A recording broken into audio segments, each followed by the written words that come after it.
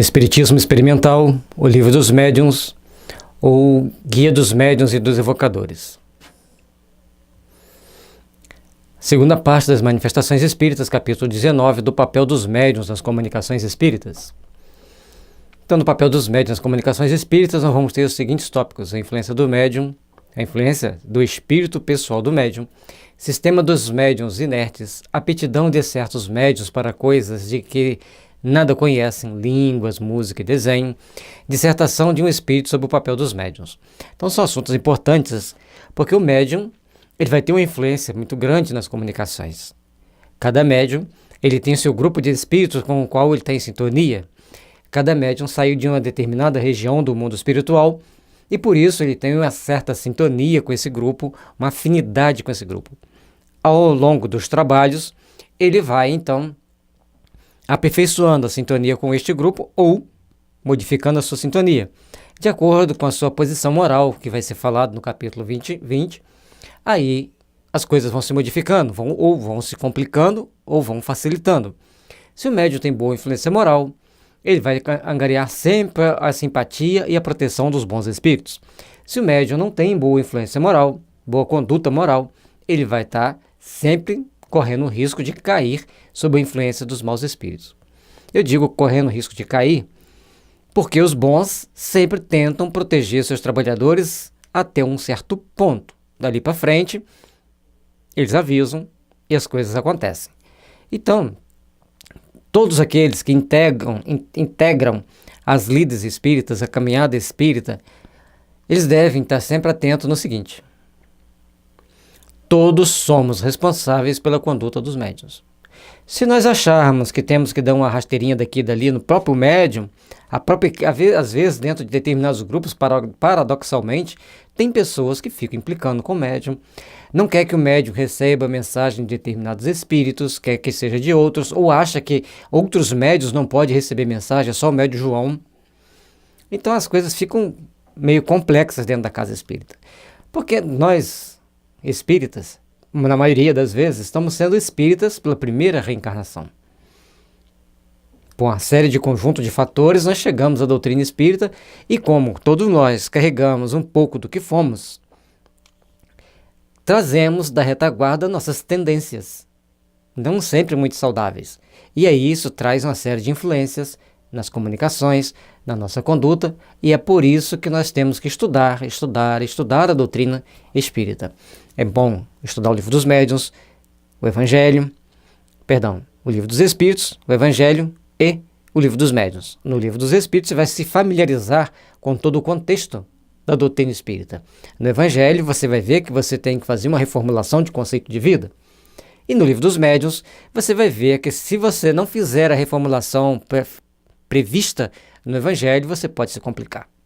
Dentro dessa lógica, nós vamos caminhando na direção do nosso aperfeiçoamento, do nosso crescimento espiritual. No momento em que exerce a sua faculdade, está o médium em estado perfeitamente normal? Está, às vezes, no estado mais ou menos acentuado de crise. E o que o fadiga é o que o fadiga, e é por isso que necessita de repouso. Porém, habitualmente, seu estado não difere de modo sensível do estado normal, sobretudo se se trata de médiuns escreventes. Então, o médium escrevente vai, na sua expressão, no seu modo na sua aparência ali naquele momento, ele não vai estar muito diferente daquilo que ele é no seu dia a dia, no nosso convívio diário. Já em outras mediunidades, ele pode sofrer algumas mudanças, principalmente na feição do rosto. Nas comunicações de psicofonia, muitos médiuns até se transfiguram. Você olha, poxa, está diferente. Então, esse estado mais ou menos normal, todos os médiuns, inclusive tem um segmento fora da doutrina espírita que estuda a mediunidade como paranormalidade, porque se nós temos esse caminho a seguir da normalidade, qualquer tendência para um lado vai ser anormal, qualquer tendência para o outro vai ser normal. Então, o anormal, você deixa de ser um médium equilibrado e passa a ser uma pessoa com distúrbios psíquicos. E se você, muito normal, você não recebe muita influência dos espíritos de uma forma muito latente, de uma forma muito evidente. Então esse ponto de equilíbrio é o que é importante para o médium. E aí existe uma série de exercícios que ele deve fazer, que é ter uma tarefa caritativa, ter uma reunião de estudo, ter o hábito de estudar em casa e ter a atividade mediúnica. Essas três tem que estar, essas quatro, né? Porque aí entra o hábito de estudar em casa, essas quatro tem que estar bem definida, e mais o culto do Evangelho no lar, que toda família, por bom senso, devem fazer, devem participar. E se tem alguém na família que não quer participar? Depende de um conjunto de fatores. Filhos menores que são seus dependentes, eles têm que participar. Se eles tiverem com dor de dente, você vai levá-lo ao dentista. Se ele tiver com inflamação nas vistas, você vai levar no oftalmologista. Então, é prudente que ele participe das reuniões de estudo em casa para evitar problemas e distúrbios psíquicos lá na frente. Que quando ele diz, eu não quero participar disso, ele já está com um encaminhamento de um distúrbio psíquico. É importante que nós entendamos que nós somos responsáveis pelos nossos filhos enquanto eles estão sob a nossa guarda. Depois que eles fazem 18 anos, arrumam um emprego, vão trabalhar, vão se sustentar, nós passamos a ser orientadores, mas nem sempre eles querem nos ouvir, nem sempre eles querem seguir o que a gente fala. Então, se nós fizermos um bom trabalho na base, a parede fica sólida, menos vulnerável ao ataque dos ventos. Essa base, esse alicerce de sentimentos, valorizando o aprendizado do Evangelho, da reformulação de conceitos, do entendimento da espiritualização e dessa necessidade de se espiritualizar, é que vai fazer com que a gente cresça e aperfeiçoe dentro dos princípios cristãos. As comunicações escritas ou verbais também podem emanar do próprio espírito encarnado no médium. Ou seja, o médium ele pode passar uma comunicação dele mesmo, como se fosse um espírito. Os estudos feitos sobre animismo e espiritismo mostram que é possível, muitas das vezes. Mas, no estado de transe, quando o médium está o espírito do médium está relativamente livre das amarras físicas, ele pode acessar gamas de conhecimento de outras vidas e também ser influenciados por outros, pelo seu mentor, pelos espíritos amigos, ou por um espírito inimigo, ou por um espírito que é neutro ali, ele quer só passar a comunicação, que é um bom espírito, um espírito sábio, um espírito inteligente, e ele vai passar aquela comunicação naturalmente, sem que quem está fora do contexto perceba. Ou quem não é vidente, quem está ali. A mediunidade, ela tem uma gama de variedades e possibilidades, e que, se você não estudar a doutrina espírita, entender a doutrina espírita, você não vai entender a mediunidade. Portanto, ela é cheia de normas, cheia de regras. Se você não está nos acompanhando desde o capítulo 1 até aqui, você vai vendo que cada hora vem uma informação complementar, muito importante para o nosso entendimento do que é, como é e de que forma nós vamos lidar com essa mediunidade.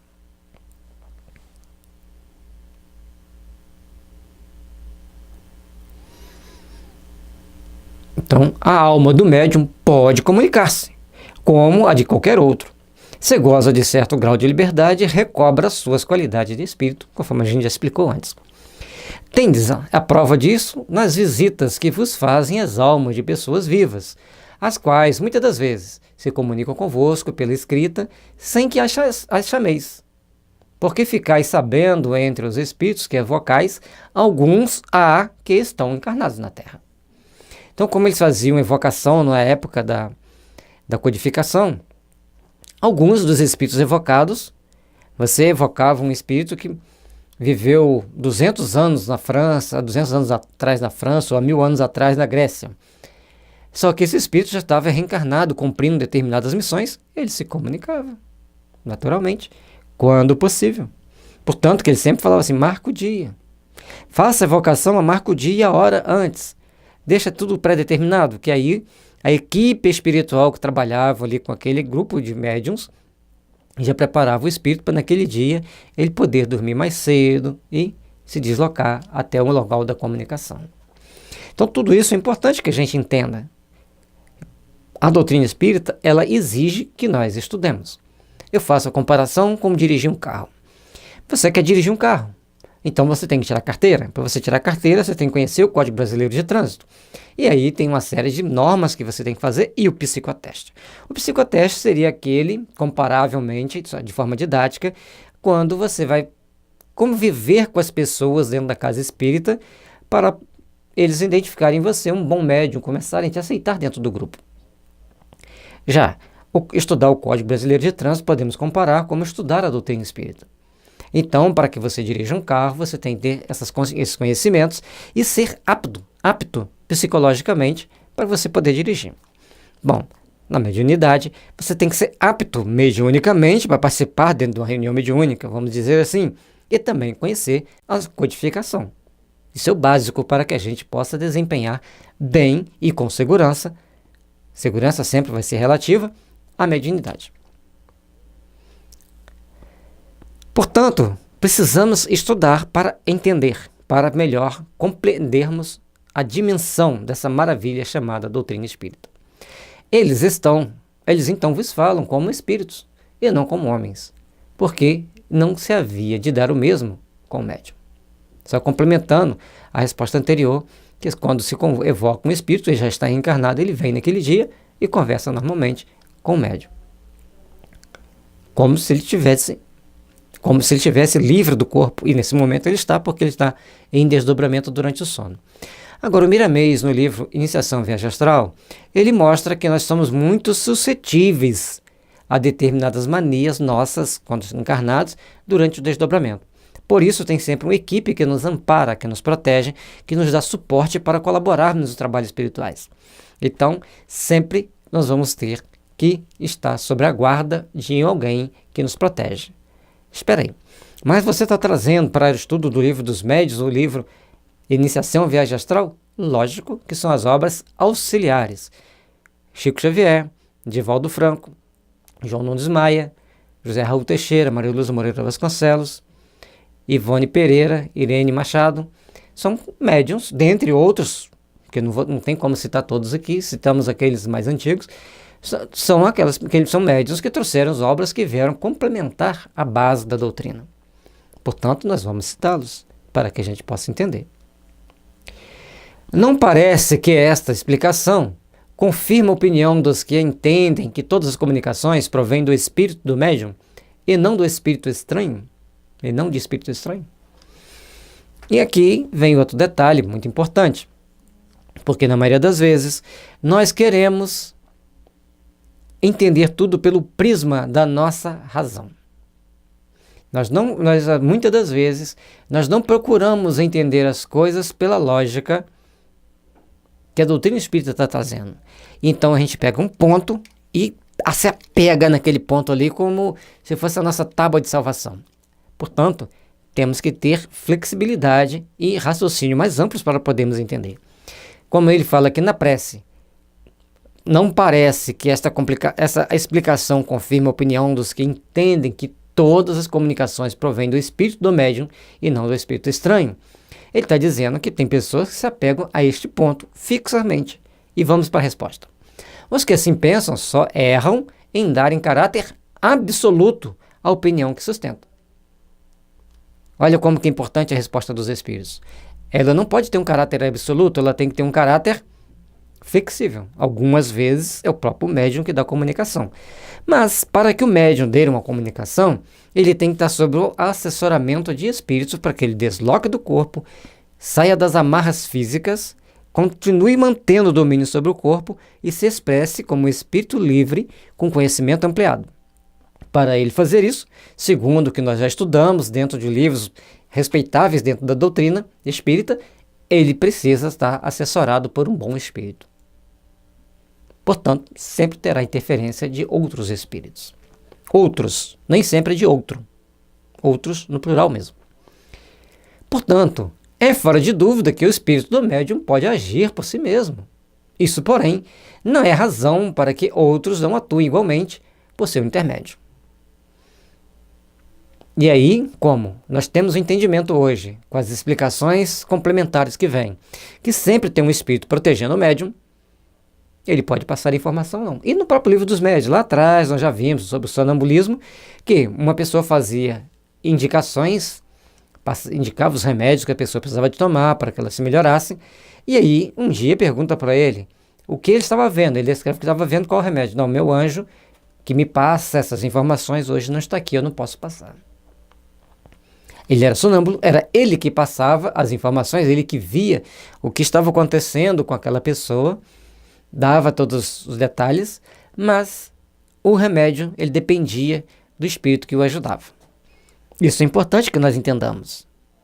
Senão, a gente vai ficar, como diz o ditado, né, discutindo a morte da bezerra, perdendo tempo, com discussões estéreis, porque a gente não procurou estudar, ampliar o leque de conhecimento.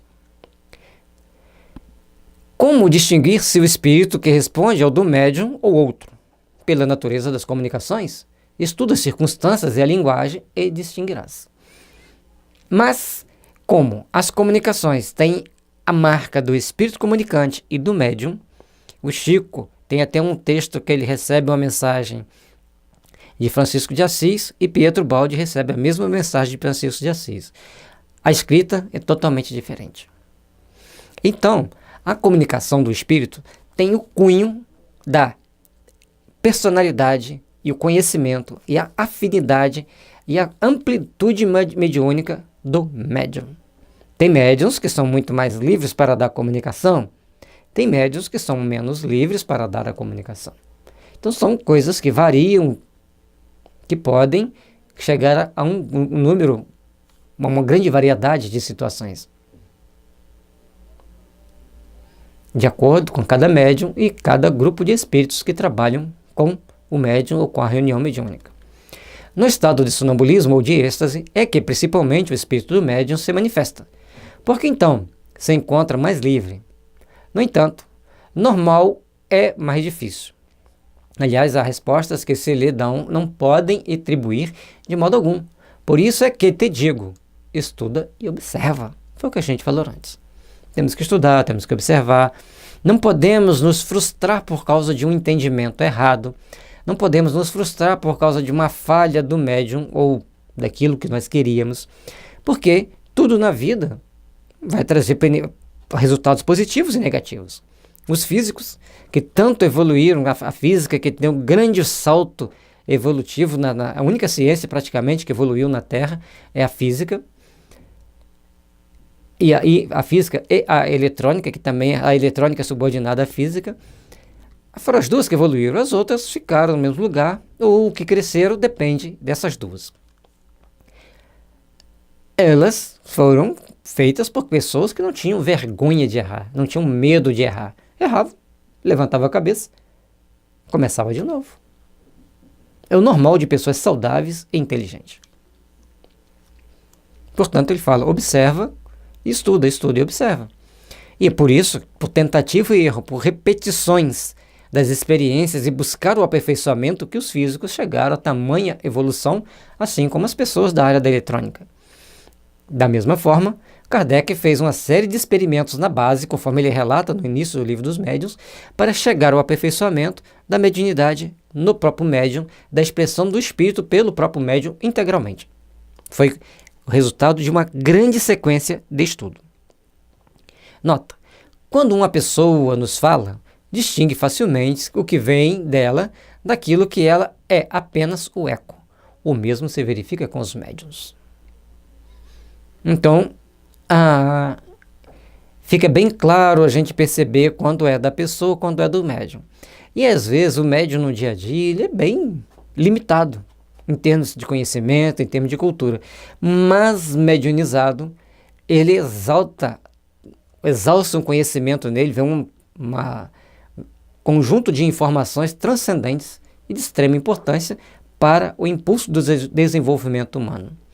Tanto André Luiz como Miramês, nas entrelinhas dos livros que eles trouxeram para nós, eles mostram que no dia que os cientistas forem espíritas, tiverem consciência espírita, um grande salto tecnológico vai ocorrer. Essa mesma opinião é compartilhada por David Bohm é um físico inglês. Ele, inclusive, trabalhou no Brasil, estudou no Brasil, trabalhou na USP um tempo, numa das matérias que eu li sobre ele. E ele fala que a consciência, o entendimento da consciência é o que limita o desenvolvimento tecnológico das ciências hoje na Terra. Desde que o espírito do médium ha podido, em existências anteriores, adquirir conhecimentos que esqueceu debaixo do envoltório corporal, mas de que se lembra como espírito, não poderá ele aurir nas profundezas do seu próprio eu as ideias que parecem fora do alcance da sua instrução? Nós já comentamos sobre isso anteriormente. Aquilo que é conquista do espírito em existências anteriores, num dado momento, com a devida supervisão dos seus protetores, ele pode aflorar. Vamos ver a resposta. Isto acontece frequentemente no estado de crise sonambúlica ou estática. Porém, ainda, mais uma vez, repito, há circunstâncias que não permitem dúvida. Estuda longamente e medita. Então, estudar e meditar é o que nós devemos procurar fazer para o nosso aperfeiçoamento diante daquilo que nós nos propomos fazer, daquilo que nós propomos passar. E isso que é necessário, estudar, meditar, parar para pensar, parar para entender. Nós somos seres inteligentes da criação, mas não podemos agir de forma infantil, em achar que podemos tomar qualquer atitude, em achar que podemos tomar qualquer ação, que nada vai acontecer. Tudo tem o seu quinhão de responsabilidade de cada um de nós. As comunicações que provêm do espírito do médium são sempre inferiores às que possam ser dadas por outros espíritos. Aquilo que o médium passa é diferente do que pode ser passado por outros espíritos? Sempre não. Isso que é importante a gente entender. O radicalismo sempre nos leva a ficar preso e a nos limitar a nós mesmos de um entendimento mais amplo. Então, sempre não. Pois um espírito, que não o do médium, pode ser de ordem inferior a deste, e então falar menos sensatamente. E o que se vê no sonambulismo, aí, as mais das vezes, quem se manifesta é o espírito do sonâmbulo, o qual, não raro, diz coisas muito boas. Então, no sonâmbulo, ele sai do corpo, mas ele ainda continua controlando o corpo. Para quem não estuda a doutrina espírita, isso é simplesmente absurdo. Mas ele sai do corpo, continua controlando o corpo, e ele tem acesso mais ampliado aos seus conhecimentos íntimos, aquilo que ele já conquistou ao longo de várias existências. E aí, ele aflora isso com mais intensidade e passa informações muito importantes, muito boas e transcendentes dentro daquilo que o grupo está acostumado a ver e perceber no médium e até mesmo do conhecimento deles. Por isso que é importante entendermos a doutrina espírita. Mas nós já entendemos, por tudo que nós já estudamos da doutrina, que esse fato do sonambúlico expressar seu conhecimento tem o protetor que monitora para passar o que é permitido, o que é possível. Porque imagine, vamos dar um exemplo. Tem um sacerdote egípcio, daqueles maluquetes lá que faziam série de magias, reencarnado, médium. E aí ele sai do corpo e resolve ensinar aquelas fórmulas perigosas para um grupo espírita. E aí, com consequências graves para todos eles. Portanto, um ser como esse, um espírito assim, ao se deslocar do corpo, o seu protetor vai ser muito meticuloso em lhe coibir determinadas informações, determinadas atitudes. Entenderam? Por que não pode ser tão aberto? Nas entrelinhas você vai ver que o Kardec deixou para a gente, eu não estou inventando, porque está lá no livro, uma questão do Livro dos Espíritos, que eu não vou saber o número dela agora, é que ele diz que os espíritos influenciam nossa vida muito mais do que imaginais. Por vezes são eles que vos dirigem. Se os espíritos nos dirigem, no momento mediúnico, onde é um trabalho de grande responsabilidade espiritual e grave para o grupo que está ali e para a humanidade, que se sair alguma coisa fora do script, fora daquilo que é permitido ou daquilo que ainda é possível, pode trazer complicações. Aí, para grupos, para muita gente. Então, ali vai ser devidamente monitorado e vigiado, podem ter certeza. E nós temos que ter consciência de que as informações não são passadas de acordo com aquilo que a gente sabe e pode e suporta. Informações muito psicodélicas, a gente deve abster-se. E mesmo que a gente a aceita e entende, deixemos de lado. Quando começa a explicar a gênese de Jesus, como que ele foi criado, deixa ali, guarda para você no seu coração, que quando se refere a Jesus, nós temos que primeiramente aprender a amar como ele nos amou. Depois a gente conversa mais sobre ele. O espírito que se comunica por um médium transmite diretamente seu pensamento, ou este tem por intermédio o espírito encarnado no médium? Essa é boa, né? Como ele passa diretamente para o corpo, passa pelo espírito do médium. O espírito do médium é o intérprete, porque está ligado ao corpo, que serve para falar e por ser necessária uma cadeia entre vós e os espíritos que se comunicam, como é preciso um fio elétrico para comunicar a grande distância uma notícia e na extremidade do fio, uma pessoa inteligente que a receba e transmita. A comparação foi boa. Então, precisa de transmitir um dado hoje, nós transmitimos por ondas. Né? Então vamos explicar primeiro pelo fio, segundo por ondas. Antigamente os telefones eram interligados por fio. Você ligava, primeiro era um monte de plugzinho que a telefonista ligava lá, só uma pessoa com curso sabia ligar lá para fazer as ligações para onde nós precisávamos de ligar. Depois passou o telefone direto, que a gente discava, naquele discozinho que a gente ia rodando, cada número tinha sua distância a ser percorrida.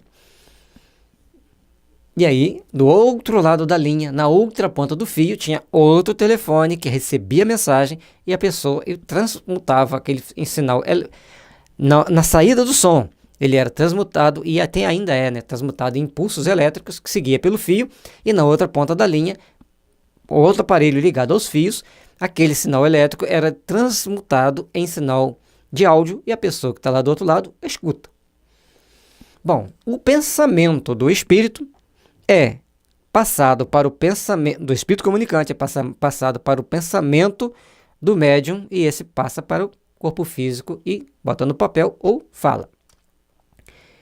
Hoje nós já entendemos que um telefone celular fala sem fio. Você pode ligar daqui para o Japão, mas tem que ter pontos de intercalando, depois tem uma torre maior que manda para o satélite direciona para onde você quer falar. Olha, gente, olha como que é interessante a evolução da ciência para que a gente entenda a evolução também das comunicações espíritas. Eu estou aqui falando, meu protetor pode estar lá em nosso lar e ele está mandando para mim pulsos mentais que, sem perceber, eu estou passando para vocês. É possível? Lógico. Se o celular pode falar, que é uma invenção do homem, pode falar daqui para o Japão, usando pulsos eletroeletrônicos, também o espírito pode se comunicar transmitindo pulsos eletroeletrônicos. Então, as coisas vão se ampliando para aperfeiçoarmos os nossos entendimentos. André Luiz, no livro Mecanismo da Mediunidade, ele fala do circuito shunt. O circuito shunt na eletrônica, você tem aqui a rede passando e você precisa de fazer uma medida do que passa, da energia elétrica que passa aqui. Então você coloca um resistor de desvio, liga um fiozinho numa ponta e na outra, e desse desvio tira-se o sinal que vai para o medidor. Se você botar o medidor na linha direta, ele vai se queimar. Então esse é shunt. Ou seja, o shunt é um desvio de energia para que o instrumento não queime. E aí André Luiz traz que existem comunicações que tem um espírito que faz o shunt. Certo? Então ele é um desvio de energia. Quando o espírito comunicante é um espírito de muita luz, de muita evolução, e o médium não tem lá essa bagagem toda, por uma série de fatores que não vamos avaliar aqui, vem esse espírito que faz o shunt, ele faz a ligação entre o médium e o espírito. Aí é o espírito comunicante. Aí nós temos a mensagem sendo passada do espírito comunicante para o espírito shunt, e o espírito chante passando para o médium. Sofre duas interferências. Tudo isso a gente tem que procurar entender, porque existem os espíritos chantes, esses que fazem a ligação entre o médium e o comunicante. Se a gente entender isso, vai ficar muito mais fácil da gente perceber e entender a grandeza da mediunidade e o esforço dos espíritos para passarem uma mensagem para nós. Vamos ter bastante amor, bastante entendimento por isso. Um espírito encarnado no médium exerce alguma influência sobre as comunicações que deva transmitir, provindas de outros espíritos? Se ele não for médium mecânico, sim, pelo que acabamos de estudar, sim. Vamos lá. Exerce, porquanto, se estes não lhes são simpáticos, pode ele alterar-lhes as respostas e assimilá-las às suas próprias ideias e a seus pendores. Não influencia, porém, os próprios espíritos, autores das respostas. Constitui-se apenas um mau intérprete. Aqui está uma resposta que o espírita tem que guardar no coração, e principalmente os médiuns. Não vou falar de política, mas vou dar um exemplo do momento político. Dentro de um momento político de um país, o médium tem uma tendência para o candidato Joãozinho, ou para os partidários de Joãozinho. Um outro médium tem uma tendência para os partidários de Joaquinzinho. Então, os dois médiuns vão receber uma comunicação do mesmo espírito. Aí o espírito quer passar uma informação integral. Vão dizer que o Joaquinzinho seja o candidato que representa para a espiritualidade superior menos riscos para um contexto político que realmente são complicados aqui na Terra. Aí, o médium que tem simpatia por Joãozinho recebe a mensagem, mas fala, espera aí, mas por que está falando que o Joaquinzinho que é melhor? Deixa eu mudar isso aqui. E ele muda.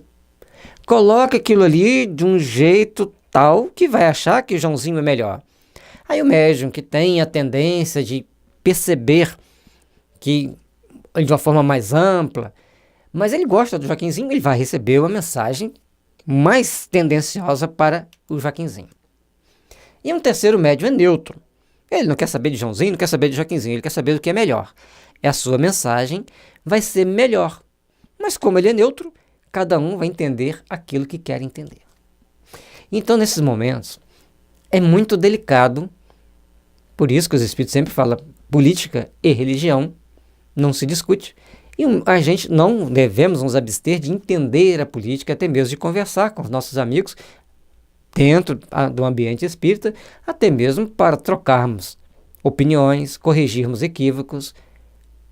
Muitas das vezes a gente vai corrigir equívoco, refletir sobre os nossos pontos de vista, isso é importante. Mas o médium deve abster-se de passar comunicações de cunho esclarecedor político, a menos que ele tenha muita informação dele ter estudado a posição do Joãozinho, do Joaquinzinho, a porção neutra, todo o ambiente político, que é muito complexo, e aí ele passa aquela mensagem. Mas todos vão entender? Vai ser bom os políticos saberem, olha, os médiuns estão esclarecendo como que é a situação. Então, para evitar problemas que a paixão humana desencadeia quando começa a pensar muito sobre aquilo que incomoda muita gente, é melhor que a gente abstenha. Exatamente por essa questão aqui. É a questão, vou voltar aqui, a 7ª do item 224, se eu não me engano. O número eu perdi, certo? Mas está aqui, é a 7ª do capítulo 19. O tópico 7º no capítulo 19. Vamos dar uma lida nele com bastante sentimento, com bastante coração, para que a gente tenha muito cuidado na hora de passar essas comunicações. O próprio Chico, ele se absteve totalmente de passar mensagem de cunho político, a não ser assim, o momento político do Brasil está na mão de Ismael, e ele tem toda a sabedoria para mover as peças em favor do povo brasileiro. Confie em Deus, confie nos bons espíritos, orem que tudo caminha para o melhor. Não podemos radicalizar, isso que a gente não pode. A oração muda tudo. E logicamente que esses médiuns tendenciosos são mau intérprete dos espíritos. Isso nós temos que entender. Será essa a causa da preferência dos espíritos por certos médiuns? Lógico, não há outra. Os espíritos procuram o intérprete que mais simpatizem com eles e que lhes exprima com mais exatidão os pensamentos. Não havendo entre eles simpatia, o espírito do médium é um antagonista que oferece certa resistência e se torna um intérprete de má qualidade e muitas vezes infiel. É o que se dá entre vós quando a opinião de um sábio é transmitida por intermédio de um estonteado ou por uma pessoa de má fé. Portanto, tudo que a gente já falou antes já está aqui bem claro, que quando o espírito, e o Kardec sempre fala a questão dos espíritos terem uma certa simpatia por um ou por outro, uma ou outra pessoa, essa simpatia por uma ou outra pessoa que vai ser a chave para que eles mantenham a boa comunicação. O espírito tem uma certa ideologia semelhante, o médium tem que ter uma ideologia semelhante àquilo que o médium quer passar, tem que gostar de estudar assuntos daquilo que o médium quer passar. Um certo expositor espírita estava fazendo a sua palestra na internet e ele tinha que receber uma mensagem de cunho psicológico. E aí o espírito tentou passar as mensagens para ele e falou: sua cabeça está muito oca, eu vou te dar 3 meses para você estudar tais obras e aí eu passo a mensagem para você. Então é uma pessoa que tem a sensibilidade de entender que ele tem limitações. Então existia simpatia, existia comprometimento entre eles, amizade entre eles, para o espírito ter a liberdade de falar: estude esse assunto para que a gente passe a mensagem. E ele, como um médium de boa disposição, que queria colaborar com o espírito, foi lá e estudou. Aí sim recebeu a mensagem. Isso é importante que a gente entenda, é importante que a gente compreenda. Compreende-se que seja assim, tratando-se de dois médiuns intuitivos, porém não relativamente aos médiuns mecânicos. Aí ele, o que os espíritos respondem? É que ainda não percebeste bem o papel que desempenha o médium. Há aí uma lei que ainda não apanhaste. Então, mesmo o médium mecânico terá dificuldade de expressar um pensamento contrário ao dele. Vamos dar um outro exemplo. Um médium é protestante, o outro médium é espírita. O médium protestante não acredita em reencarnação. O médium espírita acredita em reencarnação. O espírito vai passar a mensagem. Os dois são mecânicos. Vão lá e vão escrever fluentemente. O médium protestante vai ter uma dificuldade muito grande quando o assunto for falar sobre a reencarnação, explicar a reencarnação. O que será muito fácil para um médium espírita. Mas quando for falar na força da fé, na crença em Deus, na devoção que você tem que ter a Deus, o médium protestante vai falar com mais facilidade do que um médium espírita. Certo? Não é criticar a religião A nem B. É a postura das pessoas dessas religiões. Como que eles se portam no seu dia a dia. Então todos nós temos que estar sempre atentos nessa forma de melhor compreendermos para melhor servirmos. Sem boa compreensão, não há um bom serviço de apoio, um bom serviço de ajuda. Lembra-te de que, para produzir o movimento de um corpo inerte, o espírito precisa utilizar-se de uma parcela do fluido animalizado que toma ao médium, para animar momentaneamente a mesa, a fim de que esta lhe obedeça à vontade. Então ele está dizendo que, para o espírito movimentar a mesa, ele precisa do médium, do fluido do médium. Esse fluido do médium vai impregnado com as suas ideias, com os seus conceitos, com as suas simpatias e antipatias. Pois bem, compreende igualmente que, para uma comunicação inteligente, ele precisa de um intermediário inteligente e que esse intermediário é o espírito do médium. E aí, mesmo que seja uma mediunidade mecânica, o médium vai influenciar. Então não vai existir comunicação pura? Olha, tanto não vai existir comunicação pura, como também não vai existir uma ação humana que seja puramente humana. Crimes e guerras, tem espíritos que gostam de crime, que gostam de guerra. Lógico que existem. Estão lá presentes, querendo guerra, querendo sangue, querendo destruição, mesmo sabendo que entrarão no processo kármico, tal qual o agente que eles manipulam. Portanto, todos esses espíritos tem uma parcela de responsabilidade muito grande, tanto encarnado quanto desencarnado, ao promover determinadas ações. Então aqueles que querem promover guerras, querem promover destruições, promover a posse do dinheiro todo para eles, eles vão arcar com as consequências. Aqueles que estão querendo criar movimentos revolucionários simplesmente por anarquia, por qualquer atitude não condizente com as normas vigentes naquela nação, também vão responder pelos seus atos, tanto encarnados, que sintonizam com eles, quanto os desencarnados. Que para o desencarnado agir, tem que ter uma mente compatível com aquilo que ele quer fazer. E aí, responsabilidade é integralmente dos dois. Não divide responsabilidade entre obsessor e obsediado.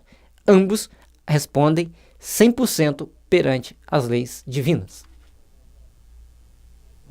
Temos vistos, né, dentro das nossas reuniões que a gente participa, seja no mundo, quando estamos dentro da reunião mediúnica ou em desdobramento em alguns momentos de meditação, vendo protetores de políticos, protetores de profissionais da imprensa, da saúde, de várias áreas sendo julgados e não estão gostando da resposta desses julgamentos. Pessoas que perante os olhos do mundo são muito respeitáveis, mas perante os olhos de Deus as coisas ficam muito complexas. Se você quiser estudar sobre a Segunda Guerra Mundial, procurar os modernos textos que estão rodando por aí, você vai ver que existem muitas distorções nas informações. Quem está com a razão? Como diz os espíritos, as coisas são tão misturadas aqui no meio humano que é melhor vocês aguardarem a resposta de Deus. Faça o bem, ore, procure fazer o melhor possível pela paz, pelo bom relacionamento entre os homens e deixe que o tempo esclareça os fatos. Ou seja, nós temos que procurar, como médium ou não, buscar as realizações do espírito, trabalhar pela paz. O resto é consequência. Quem fez o bem vai receber o bem, quem fez o mal vai receber o mal, ou melhor, quem faz o bem receberá os benefícios do bem. Quem fez o mal vai receber as consequências do mal. Não queiramos ser o agente do mal. Trabalhemos para sermos o agente do bem. Por isso, a doutrina espírita está aí para nos esclarecer dos complexos influenciações que nos leva a termos responsabilidades sobre cada um dos nossos atos, cada uma das nossas ações. A isto parece que não tem aplicação ao que se chama mesas falantes, visto que quando os objetos inertes, como as mesas, pranchetas, as cestas, dão respostas inteligentes, o espírito do médium, ao que se nos afigura, nenhuma parte toma no fato. Preste atenção que o Kardec fala ao que nos afigura. Então ele já mostra que nós temos um entendimento diferente e que nós queremos o esclarecimento. Ele não fala assim, é desse jeito porque tem que ser desse jeito. É o que nos afigura. Ele faz a pergunta meio afirmativa, mas mostrando que aquilo que eles, integrantes da mediúnica, estavam pensando. Vamos à resposta. É um erro. Esse pensamento que ele está falando aqui, que se afigura, que o espírito que está movendo aquele instrumento não vai dar todas as respostas independente do médium. É um erro. O espírito pode dar ao corpo inerte uma vida fictícia momentânea, mas não lhe pode dar inteligência. Jamais um corpo inerte foi inteligente. E é, pois, o espírito do médium quem recebe a seu malgrado o pensamento e o transmite sucessivamente, com auxílio de diversos intermediários.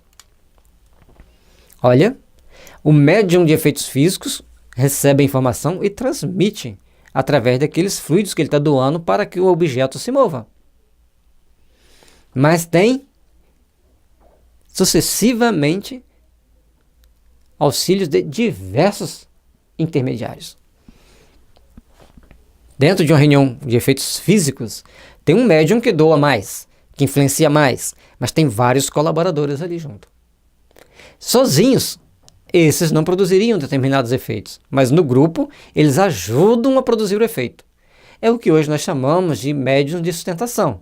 Ele está lá sentado na cadeirinha dele, não vê espírito, não ouve espírito, não recebe espírito, não psicografa, não psicofona, não psicografa, psicopictografa. Está lá, zen. Deixa ele faltar. Deixa ele faltar. As coisas se complicam. Isso que nós temos que entender. Dessas explicações resulta, ao que parece, que o espírito do médium nunca é completamente passivo. Mas parece que é bem evidente isso, né?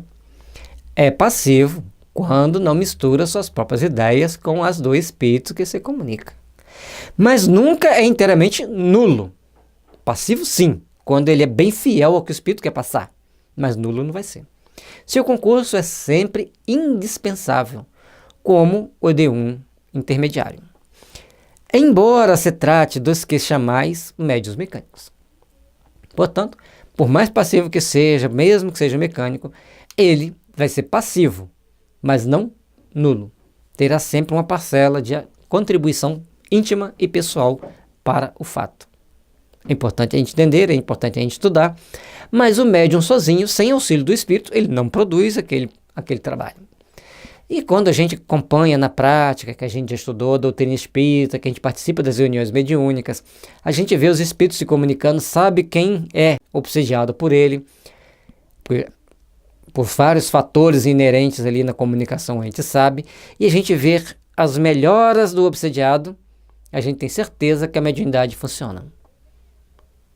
Que aquele espírito estava comunicando. Então, para que você creia, para que você entenda, é como disse os espíritos. Estude, medita, procure aprofundar, aperfeiçoar os seus conhecimentos. Não haverá maior garantia de independência no médium mecânico do que no médium intuitivo? Sem dúvida alguma. Então, o médium mecânico vai passar de forma mais segura do que o médium intuitivo. É preferível o médium mecânico, mas quando se conhecem as faculdades de um médium intuitivo, torna-se indiferente, conforme as circunstâncias. Quero dizer que há comunicação que exige menos precisão. Isso aqui, gente, ele está dizendo menos precisão, mas ele disse quando se conhece a faculdade de um médium intuitivo. Ou seja, esse médium muito bem intuitivo, ele consegue captar a mensagem bem dos espíritos. Então eu posso confiar nele da mesma forma que um médium mecânico. Isso que ele quer dizer. Mas o médium mecânico é mais preciso. Mas se nós temos um médium mecânico cheio de dúvida quanto àquele assunto, e temos um médium intuitivo que já estudou bastante sobre o assunto, ele tem boa visão daquele assunto, qual é o melhor para receber a mensagem? Nenhum dos dois. Porque o médium que já estudou muito sobre o assunto, ele tem a tendência a ir para o lado dele. E o médium que está cheio de dúvida, ele vai estar cheio de dúvida, ele vai estar pesando para o espírito passar as informações. Agora, vamos lá. O médium, segunda opção. O mecânico está cheio de dúvida, mas ele está aberto a informações novas. E o médium intuitivo, ele está ali querendo aperfeiçoar os seus conhecimentos. Aí, ambos vão dar respostas muito boas. E como Kardec disse, as informações têm que ter baseada em fatos, em dados mais concretos, que nós possamos averiguar, testar, entender. As respostas são sempre construtivas do amanhã. Hoje, nós estamos preparando o terreno para quem virá amanhã, que preparar o terreno para quem vem depois de amanhã, e que talvez sejamos nós mesmos reencarnando. Que Jesus abençoe. Esse tópico vai continuar no próximo, porque ele é muito grande. Que Jesus nos abençoe, nos ilumine e nos dê força para continuarmos estudando e entendendo a doutrina espírita. Somos filhos de Deus, merecemos o melhor, merecemos trabalhar no bem, merecemos espraiar a luz, porque é a luz divina e a luz do bem que nos impulsiona para Deus. Que seu lar seja abençoado com as luzes divinas.